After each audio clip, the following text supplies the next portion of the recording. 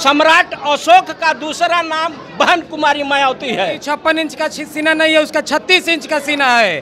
क्यों सीना है? कि वो जनगणना कराने से जो डरती है, क्योंकि जब जनगणना हो जाएगा तो पूरे बहुजन समाज के लोगों को पता चल जाएगा कि हमारा कितना जनसंख्या है और हमको हिस्सेदारी कितना मिल रहा है। इस हिसाब से मोदी सरकार, यह मनुवादी सरकार डर रही है। नरेंद्र मोदी की सरकार, ये सरकार गूंगी और बहरी सरकार है, बहुजनों के लिए सोई हुई सरकार है। ये आनंद मोहन ही गाली है समाज के लिए। बहुजन विरोधी, दलित विरोधी, आदिवासी विरोधी, मुस्लिम विरोधी। कांग्रेस एक सांपनाथ है तो भाजपा नाकनाथ है। इस वक्त हमारी मौजूदगी बक्सर में है। बक्सर में बीएसपी कैडर तौर पे काफ़ी मजबूत मानी जाती है। इस बार के लोकसभा में बक्सर में अनिल जी लगातार तैयारी कर रहे हैं। बीएसपी के कार्यकर्ताओं से मिलने एक बड़ी बैठक, मैसिव बैठक यहाँ पे आयोजित की गई थी। क्या तैयारी है बीएसपी की? 24 में बहन जी को कैसे पीएम बनाएगी बीएसपी, इस पर बात करेंगे। सर, बक्सर में क्या तैयारी है? देखिए, बक्सर में अभी हम लोग संगठन पे काम कर रहे हैं और पूरा समाज, पूरे समाज के लोग एकत्रित हो रहे हैं, जुट रहे हैं, लोग जुट रहे हैं और अपने बहुजन समाज पार्टी के संगठन को ताकत देने का काम कर रहे हैं। और ऐसा लगता है कि पूरा बहुजन समाज पार्टी के पीछे खड़ा हुआ है, अपनी बहन जी को प्रधानमंत्री बनाने के लिए शपथ ले रहा है, संकल्प ले रहा है। और निश्चित रूप से आगे आने वाले समय में बहुजन समाज पार्टी बिहार में अपना जलवा दिखाएगी और दर्जनों सीट लेकर के बहन जी को प्रधानमंत्री बनाने का रास्ता प्रशस्त है। सर, ब्राह्मणों का गढ़ माना जाता है, विश्वामित्र का किला माना जाता है, कैसे भेजेंगे? कितनी तैयारी है? कितना समर्थन मिल पा रहा है? देखिए, ये कौन कहता है कि विश्वामित्र का किला था? कहाँ है वो किला? ये ब्राह्मणों का कहाँ से किला हो गया? ये सामंतवाद और मनुवाद की जो एक ढोंग है।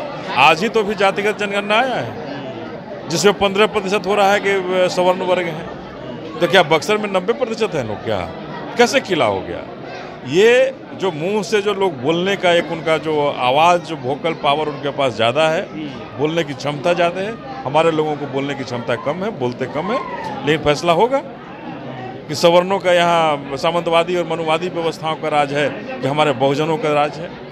जातिगत जनगणना को सर बीएसपी कैसे देखती है? अभी जो आंकड़ा आया है उसको लेके क्या कहेंगे सरकार को? प्लस देश में क्या जाति जनगणना होनी चाहिए, उसके लिए क्या स्टैंड है? निश्चित रूप से जातिगत जनगणना देश में होनी चाहिए और जब तक देश में नहीं होगी तब तक ये जो मनुवादी सामंतवादी व्यवस्था है, ये हमेशा कहते रहेंगे कि हमारी संख्या बहुत ज़्यादा है। ये होने के बाद सबका पोल खुलेगा, कौन कितना है, किस समाज के लोग कितने हैं, किस जाति के लोग कितने हैं। अभी तो कहते हैं कि हम 100% हैं, 100% हमारी है।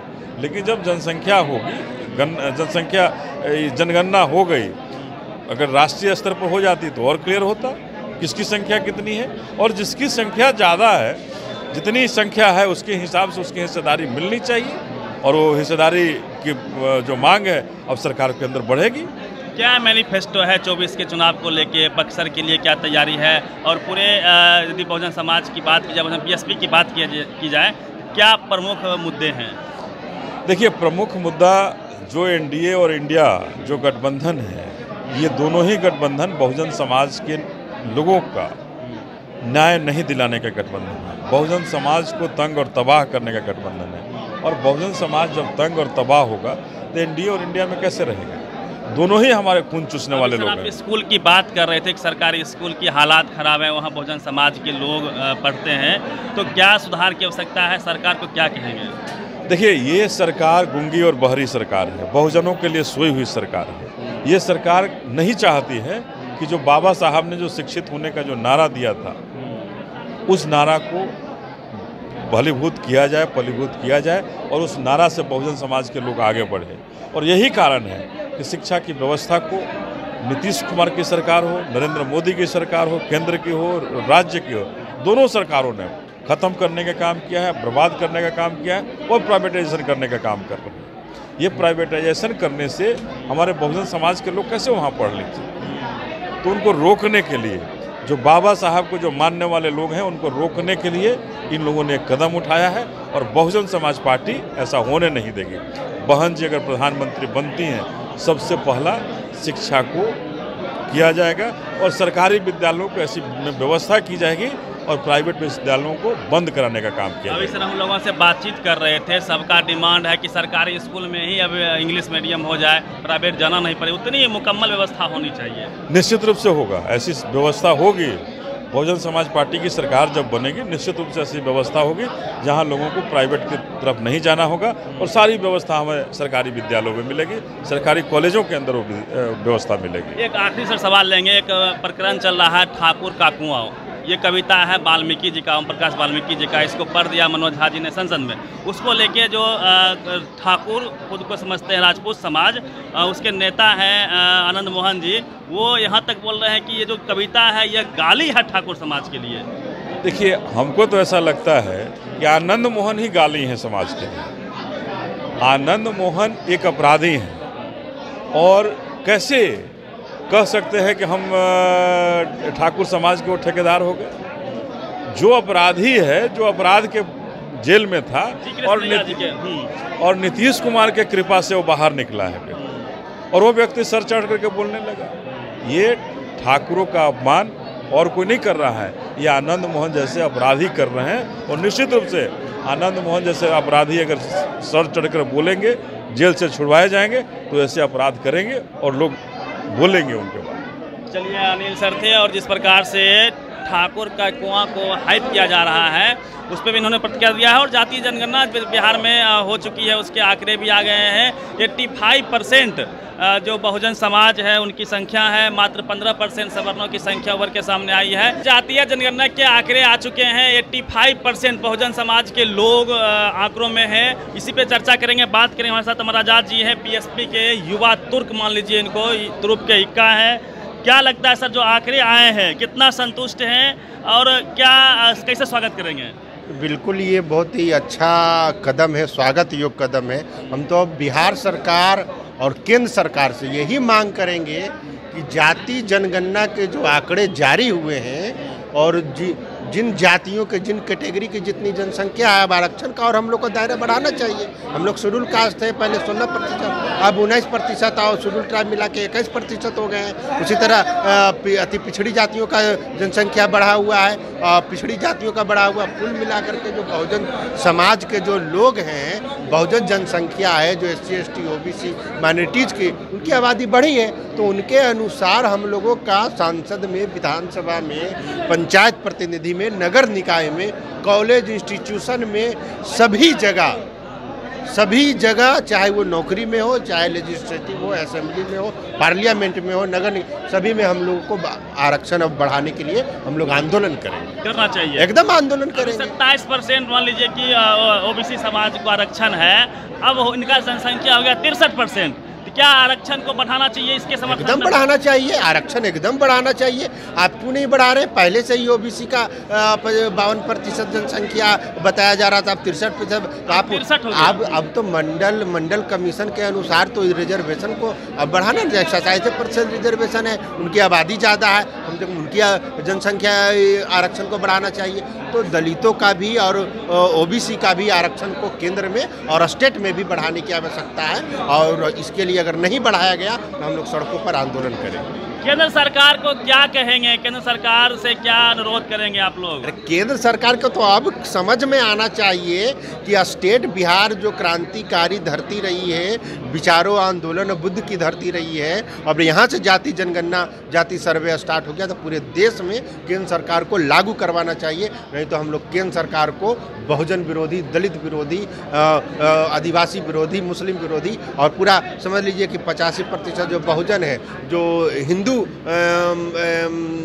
जाति धर्म से बिलोंग करते हैं, आप इसके लिए ये कर रहे हैं, आप रोक रहे हैं उसके अधिकार को दबाने का प्रयास कर रहे हैं। इसलिए जाति जनगणना एकदम होना चाहिए, पूरे देश में होना चाहिए। नहीं तो अब हम लोगों की जनसंख्या बढ़ गई और सड़कों पर देखिएगा कैसे हम लोग आंदोलन करते हैं। अब भागीदारी की बात एकदम और मिलना चाहिए, बिल्कुल एकदम आरक्षण का दायरा एकदम बढ़ना चाहिए, क्योंकि हमारे वंचित समाज के लोग, उनको अधिकार चाहिए, उनको नौकरी में आरक्षण चाहिए, उनको रोजगार चाहिए। चाहिए, ये सब अगर नहीं देंगे और जितनी हमारी आबादी है तो हमारा समाज का कैसे विकास होगा। आपको क्या लगता है मोदी सरकार ये जातीय जनगणना देश स्तर पर क्यों नहीं करा रही है, क्या आपत्ति है उसको? अरे वो तो आरएसएस के चुंगल में फंसे हुए हैं। अभी देखिए यहाँ के ब्राह्मण कितना है, राजपूत कितना है, भूमिहार कितना है, जितना भी अपर कास्ट के हैं वो पता चल गया कि कितना है। यही पूरा सिनेरियो केंद्र में भी आएगा, जो बिहार में आया है और वही पूरा केंद्र में आएगा। ये लोग मानने के लिए तैयार नहीं थे।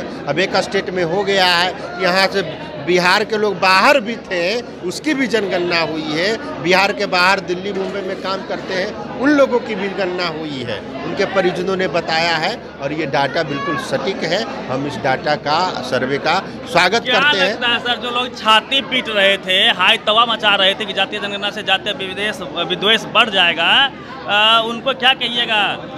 कुछ कहाँ बढ़ गया, कहाँ क्या बढ़ गया? हम लोग तो आरक्षण, संवैधानिक तरीके से आरक्षण की मांग कर रहे हैं। हम तो चाह रहे हैं कि न्यायपालिका में हमारे से बहुजन समाज का लोग, न्यायपालिका में सुप्रीम कोर्ट, हाई कोर्ट में जज नहीं है, यूनिवर्सिटी में बीसी नहीं है, और केंद्र सरकार के जो सेक्रेटरी होते हैं, जो सरकार को चलाता है, उसको एडवाइस करता है, उसमें हमारे लोग नहीं हैं। तो उसके लिए हम लोग चाहेंगे कि आरक्षण मिलना चाहिए और न्यायपालिका में एकदम बिल्कुल उसके लिए आंदोलन करेंगे। निजी क्षेत्र में आरक्षण मिलना चाहिए, इसके लिए हम लोग एकदम सभी बहुजन समाज मिलकर, दलित, आदिवासी, जितना भी पिछड़ा है, सबको मिला करके हम लोग आंदोलन करेंगे। हमारी पार्टी भी, हमारी मायावती बहन कुमारी मायावती जी हैं जो राष्ट्रीय अध्यक्ष हैं, वो भी इसके पक्ष में, वो भी चाहती है पूरे देश में जातीय जनगणना हो।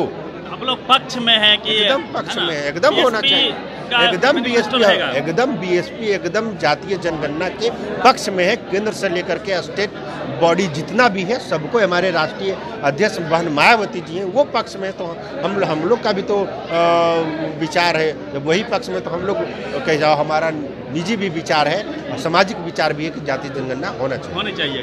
क्या लगता है, आपका शुभ नाम क्या हुआ सर? सबसे पहले तो आपके चैनल को, नेशनल दस्तक को यहाँ तक पहुँचने के लिए बहुत बहुत बधाई हो। सरकार को बधाई देंगे, सरकार ने जातीय जनगणना करवा दिया, आंकड़ा भी आ गया। हाँ, बिहार सरकार जो जातीय जनगणना कराई है उसके लिए वो बधाई के पात्र है। हमारे नेता बहन कुमारी मायावती, राष्ट्रीय अध्यक्ष जो है बहुजन समाज पार्टी के, उन्होंने मांग की है केंद्र सरकार से कि यह जातीय जनगणना जो है पूरे देश में कराई जाए, ताकि पता चल सके कि किस बिरादरी के कितने जनसंख्या है। जब अब आंकड़ा आ गया है, अब आंकड़े के हिसाब से क्या आरक्षण का दायरा बढ़ेगा, आप लोग मांग करते हैं इसकी? अब तो बहुजन समाज पार्टी संस्थापक मानवर कांसीराम साहब ही बोले, जिसकी जितनी संख्या भरी उसकी उतनी हिस्सेदारी। अब यही हवा चलेगा, संविधान में है। वो अभी तो जो 24 का जो चुनाव है, वो चुनाव में एक तरफ अम्बेडकरवादी और दूसरे तरफ मनुवादी, ये अम्बेडकरवादी बनाम मनुवादी की लड़ाई है। जो अम्बेडकरवादी है वो बहुजन समाज पार्टी को वोट करेगा, जो मनुवादी है वो कांग्रेस और भाजपा को वोट करेगा।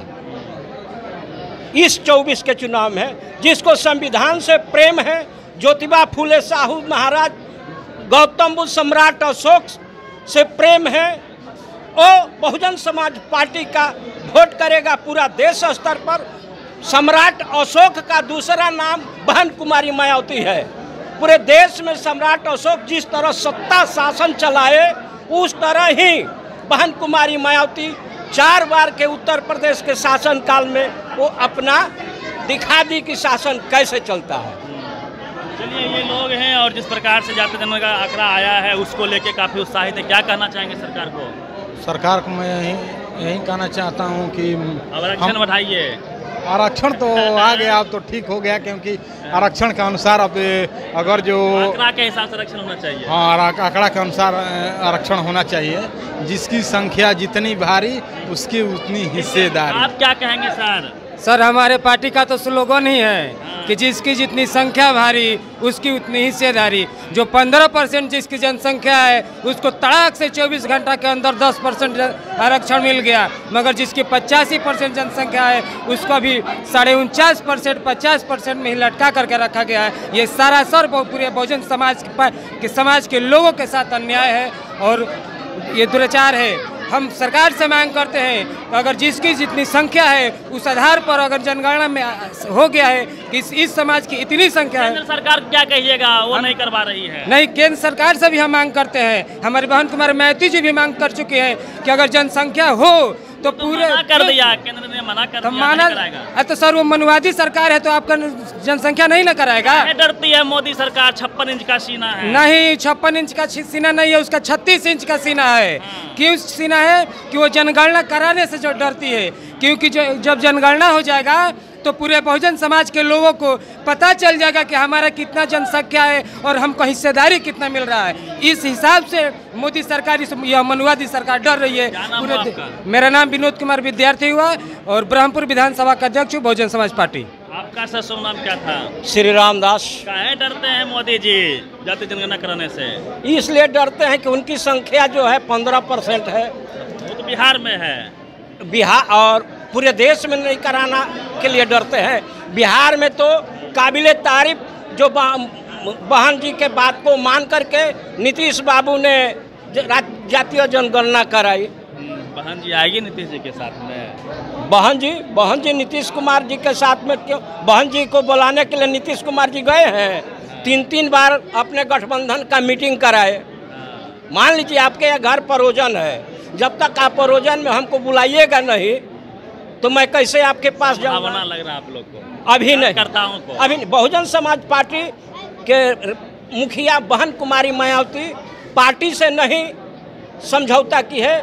बहन कुमारी मायावती जाति से समझौता की है। वो जाति जो है 6743 जातियाँ है, यानी 6743 जातियों से बहन कुमारी मायावती समझौता की है, पार्टी से नहीं।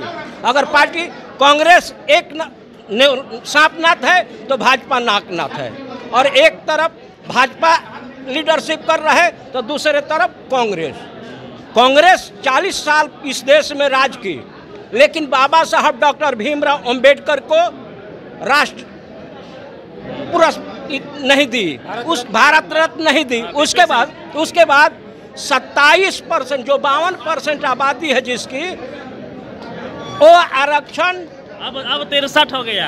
अब अभी नया जनगणना में जो 23 में जनगणना आया वो 63% हो गया। मैं अभी आज की बात है, पीछे वाली कांग्रेस की सरकार जो थी वो हम कह रहे, जब 40 वर्ष सरकार थी वो हमको 52% आरक्षण नहीं दी। देखिए भी इन्होंने प्रतिक्रिया दी है, पूरी बातचीत पे प्रतिक्रिया दीजिए। रवि मेहता, नेशनल दस्तक, पटना। नेशनल दस्तक की आपसे गुजारिश है कि अगर इसको बचाना चाहते हैं तो नेशनल दस्तक को सब्सक्राइब करने के लिए रेड कलर के सब्सक्राइब बटन को दबाएं, फिर बेल आइकन की घंटी दबाएं। नेशनल दस्तक को बचाने के लिए बहुत जरूरी है कि हर खबर को शेयर करें, लाइक करें, कमेंट जरूर करें।